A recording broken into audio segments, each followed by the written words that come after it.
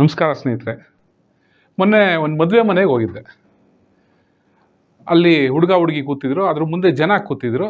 ನಾನು ಅವ್ರ ಹಿಂದೆ ಹೋಗಿ ಕೂತ್ಕೊಂಡೆ. ನಾನು ನೋಡ್ತಾ ಇದ್ದೆ, ಎಲ್ಲರೂ ಯುವಕ ಯುವತಿಯರೇ ಬಂದಿದ್ರು.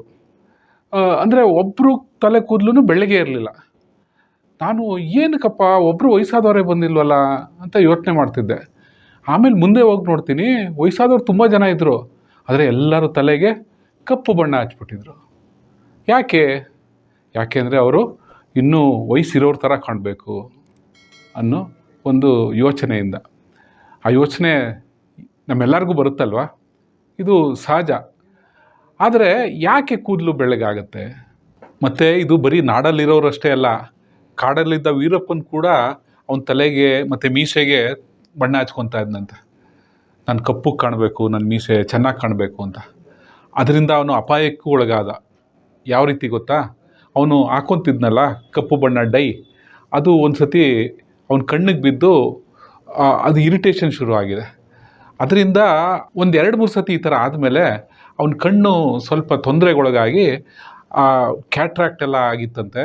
ಅದನ್ನು ಆಪ್ರೇಷನ್ ಮಾಡಿಸ್ಕೊಳ್ಳೋಕ್ಕೆ ಅವನ್ನ ಹೊರಗಡೆ ಬರೋ ರೀತಿ ಒಂದು ಪ್ಲ್ಯಾನ್ ಮಾಡಿ ಅವನು ಹೊರಗಡೆ ಬಂದಾಗ ಶೂಟ್ ಮಾಡಿದ್ರು ಅನ್ನೋದು ಒಂದು ಆತ್ಮಕಥೆಯಲ್ಲಿ ನಾನು ಓದಿದ ನೆನಪು. ಮತ್ತು ಇತ್ತೀಚಿನ ದಿನಗಳಂತೂ ತುಂಬ ಚಿಕ್ಕ ಮಕ್ಳಿಗೂ ಕೂಡ ತಲೆ ಕೂದಲು ಬೆಳ್ಳಗೆ ಕಾಣ್ತಾ ಇರುತ್ತೆ. ಅದರಲ್ಲೂ ಹೈಸ್ಕೂಲು ಮತ್ತು ಮಿಡ್ಲ್ ಸ್ಕೂಲಿಗೆ ಬರೋವ್ರಿಗೂ ತಲೆ ಕೂದಲು ಬೆಳ್ಳಗಾಗಿ ಅವರು ಡೈ ಹಾಕೋ ಪರಿಸ್ಥಿತಿ ಬಂದಿದೆ. ಹೀಗಾಗಿ ನಾವು ಸ್ವಲ್ಪ ಯೋಚನೆ ಮಾಡಬೇಕು, ಯಾಕೆ ಬಿಳಿ ಕೂದಲು ಚಿಕ್ಕ ವಯಸ್ಸಲ್ಲೇ ಬರ್ತಾ ಇದೆ ಅಂತ. ಹಾಗೆ ನಾವು ಇದ್ರ ಬಗ್ಗೆ ಸಂಶೋಧನೆ ಏನಾದ್ರು ನಡೆದಿದೆಯಾ ಅಂತ ನೋಡ್ತಾ ಇದ್ದರೆ, ಇದಕ್ಕೆ ಮುಖ್ಯವಾದ ಕಾರಣ ಏನು? ಅದಕ್ಕೆ ಮೊದಲು ಈ ಕೂದಲು ಬೆಳ್ಳಗೆ ಏನಕ್ಕಾಗತ್ತೆ, ಅದ್ರ ಮೆಕ್ಯಾನಿಸಮ್ ಏನು ಅಂತ ನೋಡಿದ್ರೆ, ನಮ್ಮ ಚರ್ಮಕ್ಕೆ ಬಣ್ಣ ಕೊಡುತ್ತಲ್ಲ ಮೆಲನಿನ್ ಅಂತ, ಅದೇ ಕೂಡ ಕೂದಲಿಗೂ ಬಣ್ಣ ಕೊಡೋದು. ಯಾರಿಗೆ ಮೆಲನಿನ್ ಕಡಿಮೆ ಇರುತ್ತೋ ಅವ್ರಿಗೆ ಕೂದಲು ಬೆಳ್ಳಗಾಗತ್ತೆ, ಯಾರಲ್ಲಿ ಮೆಲನಿನ್ ಜಾಸ್ತಿ ಇರುತ್ತೋ ಅವ್ರ ಕೂದಲು ಕಪ್ಪಾಗೇ ಇರುತ್ತೆ.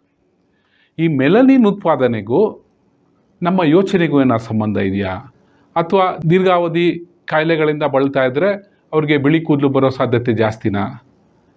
ರೇಡಿಯೇಷನ್ನು ಮತ್ತು ಧೂಮಪಾನ, ಇದರಿಂದ ಬಿಳಿ ಕೂದಲು ಬರೋ ಸಾಧ್ಯತೆ ಹೇಗಿದೆ ಅನ್ನೋದ್ರ ಬಗ್ಗೆ ಸ್ವಲ್ಪ ಯೋಚನೆ ಮಾಡೋಣ. ನಾವು ಚರಿತ್ರೆ ಹುಡುಕ್ತಾ ಹೋದರೆ, ಬ್ರಿಟಿಷ್ ರಾಜಕೀಯ ತಜ್ಞ ಥಾಮಸ್ ಮೋರೆ ಮತ್ತು ಫ್ರೆಂಚ್ ರಾಣಿ ಮೇರಿ ಆಂಟೋನಿಟೆ ಅವ್ರಿಗೆ ಮರಣದಂಡನೆ ವಿಧಿಸ್ತಾರೆ. ಒಟ್ಟಿಗೆ ಅಲ್ಲ, ಬೇರೆ ಬೇರೆ ಸಮಯದಲ್ಲಿ. ಅವ್ರಿಗೆ ಮಾರನೇ ದಿನ ನೇಣಾಕ್ತಾರೆ ಅಂತ ಗೊತ್ತಾದಾಗ ರಾತ್ರಿ ಕಳೆದು ಬೆಳಗಾಗೋದ್ರೊಳಗಡೆ ಅವರ ತಲೆ ಕೂದಲು ಕಪ್ಪುಗಿದ್ದಿದ್ದು ಬೆಳ್ಳಗೆ ಹೋಗಿತ್ತು. ನೋಡಿ, ಇದರಿಂದನೇ ಗೊತ್ತಾಗುತ್ತೆ. ಇದ್ರ ಬಗ್ಗೆ ಭಾಳ ಕಾಂಟ್ರವರ್ಸಿನೂ ಇದೆ. ಅಂದರೆ ಅವ್ರು ಯಾವುದೋ ವೆಜಿಟೇಬಲ್ ಡೈ ಹಾಕ್ಕೊಂಡಿದ್ರು, ಅವ್ರಿಗೆ ನೇಣಾಕಕ್ಕೆ ಮೊದಲು ಸ್ನಾನ ಮಾಡಿಸಿದ್ರು, ಬಹುಶಃ ಅದರಿಂದ ಅವ್ರ ಕೂದಲು ಬೆಳ್ಳಗಾಗ್ಬಿಟ್ಟಿರ್ಬೋದು ಅಂತ. ಆದರೆ ಏನೇ ಇರಲಿ, ನಮ್ಮ ಯೋಚನೆ ಮಾಡೋದಕ್ಕೂ ನಮ್ಮ ಆತಂಕ ಪಡೋದಕ್ಕೂ ಕೂದಲು ಬೆಳ್ಳಗಾಗೋದಕ್ಕೂ ಸಂಬಂಧ ಇದೆ. ಯಾರು ಹೆಚ್ಚು ಚಿಂತೆ ಮಾಡ್ತಾರೋ ಅವ್ರಿಗೆ ಕೂದಲು ಬೇಗ ಬೆಳ್ಳಗಾಗೋ ಸಾಧ್ಯತೆ ಇದೆಯಂತೆ. ಅದೇ ರೀತಿ ಯಾರು ಧೂಮಪಾನ ಮಾಡ್ತಾರೆ, ಅವರು ಧೂಮಪಾನ ಮಾಡದೇ ಇರೋರಿಗಿಂತ 4-5 ವರ್ಷ ಮುಂಚೆನೇ ಅವ್ರ ಕೂದಲು ಬೆಳ್ಳಗಾಗುತ್ತೆ ಅನ್ನೋದನ್ನು ಸಂಶೋಧನೆ ಒಂದು ಹೇಳುತ್ತೆ. ಅದೇ ರೀತಿ ರೇಡಿಯೇಷನ್ ತೊಗೊಂಡ್ರೆ, ತುಂಬ ದೀರ್ಘಾವಧಿಯಲ್ಲಿ ಕ್ಯಾನ್ಸರ್, ಏಡ್ಸ್ ಮತ್ತು TB ಈ ಥರ ಭಾಳ ದಿವಸ ಕಾಡೋ ಕಾಯಿಲೆ ಇದ್ದರೆ ಕೂದಲು ಬೆಳ್ಳಗಾಗೋ ಸಾಧ್ಯತೆ ಜಾಸ್ತಿ ಅಂತೆ. ಅದೇ ರೀತಿ ಮಾಲ್ನ್ಯೂಟ್ರಿಷನ್ ಅಂದರೆ ಅಪೌಷ್ಟಿಕತೆಯಿಂದನೂ ಕೂದಲು ಬೇಗ ಬೆಳ್ಳಗಾಗತ್ತೆ.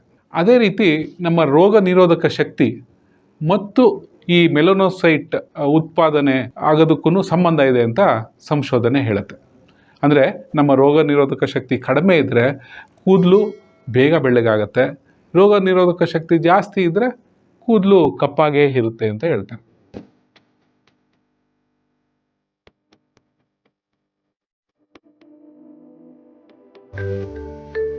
ಕೂದಲು ಬೆಳ್ಳಗಾದರೆ ಯಾವುದೋ ಕಾಯಿಲೆಯಿಂದ ಬಳಲ್ತಾ ಇದೆ ಅಂತ ಹೇಳೋಕ್ಕಾಗಲ್ಲ.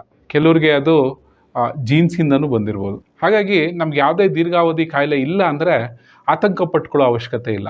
ಅದರ ಬದಲು ಬಹಳ ಆರೋಗ್ಯಕರ ಜೀವನ ಶೈಲಿನ ನಾವು ಅಳವಡಿಸ್ಕೊಂಡ್ರೆ, ಅಂದರೆ ನಿಯಮಿತವಾಗಿ ವ್ಯಾಯಾಮ ಮಾಡೋದು, ಪೌಷ್ಟಿಕಾಂಶ ಇರೋ ಹಣ್ಣು ತರಕಾರಿ ಆಹಾರಗಳನ್ನ ಜಾಸ್ತಿ ಸೇವನೆ ಮಾಡೋದು, ಮತ್ತು ಸಾಮಾಜಿಕವಾಗಿ ಹೆಚ್ಚು ನಮಗಿಂತ ಚಿಕ್ಕವ್ರ ಜೊತೆ ಬೆರೆಯೋದು. ಆವಾಗ ನಾವು ಚಿಕ್ಕವ್ರ ಜೊತೆ ಬೆರೆದಾಗ ನಾವು ಚಿಕ್ಕವರಾಗಿ ನಡ್ಕೊತೀವಿ. ನಮ್ಮ ಯೋಚನೆಯೂ ಇಮ್ಮೆಚ್ಯೂರ್ ಅಂತ ಅಲ್ಲ, ಆದರೆ ಭಾಳ ಖುಷಿಯಾಗಿರ್ತೀವಿ, ಸಂತೋಷವಾಗಿರ್ತೀವಿ. ಇವಾಗ ನೋಡಿ, ಮಕ್ಕಳಿಗೆ ಸಂತೋಷವಾಗಿರೋಕ್ಕೆ ಕಾರಣನೇ ಬೇಡ, ಸುಮ್ಮನೆ ಖುಷಿಯಾಗಿರ್ತಾರೆ, ಸುಮ್ಮನೆ ಸಂತೋಷವಾಗಿರ್ತಾರೆ. ಆ ರೀತಿ ಮನಸ್ಥಿತಿಯನ್ನು, ಒಂದು ಮುಗ್ಧತೆಯನ್ನು ನಾವು ನಮ್ಮಲ್ಲಿ ಬೆಳೆಸ್ಕೊಂಡ್ರೆ ಅಥವಾ ಇಟ್ಕೊಂಡ್ರೆ ಮುಗ್ಧತೆಯನ್ನು, ನಮ್ಮ ಕೂದಲು ಯಾವಾಗಲೂ ಕಪ್ಪಾಗಿರುತ್ತೆ ಅಂತ ಹೇಳ್ಬೋದು.